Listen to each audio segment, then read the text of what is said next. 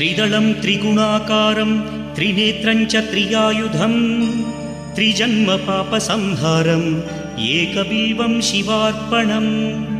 त्रिशाखैः बिल्वपत्रैश्च अच्छिद्रैः कोमलैः शुभैः तव पूजां करिष्यामि एकबिल्वं शिवार्पणं कोटिकन्या महादानं